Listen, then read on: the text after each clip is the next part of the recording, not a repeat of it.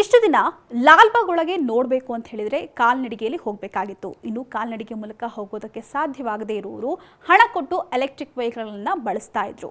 ಆದರೆ ಇನ್ನು ಮುಂದೆ ಎಲೆಕ್ಟ್ರಿಕ್ ಬೈಸಿಕಲ್ಗಳನ್ನು ಬಳಸಬಹುದಾಗಿದೆ. ಹೌದು, ಇದೇ ಮೊದಲ ಬಾರಿಗೆ ಲಾಲ್ಬಾಗ್ನಲ್ಲಿ ಪರಿಸರ ಸ್ನೇಹಿ ಬ್ಯಾಟರಿ ಚಾಲಿತ ವಿನೂತನ ಬೈಸಿಕಲ್ಗಳ ವ್ಯವಸ್ಥೆಯನ್ನ ಜಾರಿ ಮಾಡ್ತಾ ಇದ್ದು, ಈ ಬೈಸಿಕಲ್ ಮೂಲಕ ಲಾಲ್ಬಾಗ್ನ ಸೌಂದರ್ಯವನ್ನ ಸವಿಬಹುದಾಗಿದೆ. ಹೌದು, ಉದ್ಯಾನಕ್ಕೆ ಬರೋವರು ವಿಶಾಲವಾದಂತಹ ಲಾಲ್ಬಾಗ್ ಅಂದವನ್ನ ಸೈಕಲ್ನಲ್ಲಿ ಪಯಣಿಸುತ್ತಾ ನೋಡಬಹುದಾಗಿದೆ.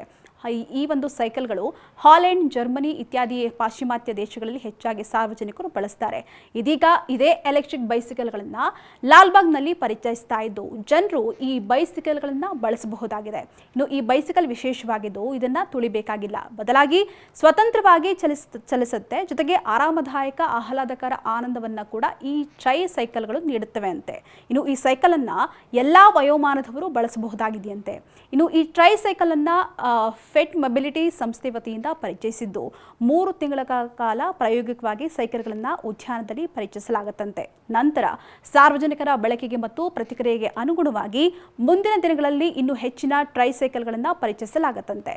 ಇನ್ನು ಇದು ಕೇವಲ ಲಾಲ್ಬಾಗ್ನಲ್ಲಿ ಅಷ್ಟೇ ಅಲ್ಲದೆ ಕಬ್ಬನ್ ಉದ್ಯಾನವನದಲ್ಲೂ ಕೂಡ ಪರಿಚಯಿಸಲಾಗುತ್ತಂತೆ. ಸದ್ಯ ಈ ಬೈಸಿಕಲ್ಗಳನ್ನು ಪ್ರವಾಸಿಗರು ಬಳಸಿಕೊಳ್ಳಬಹುದಾಗಿದೆ.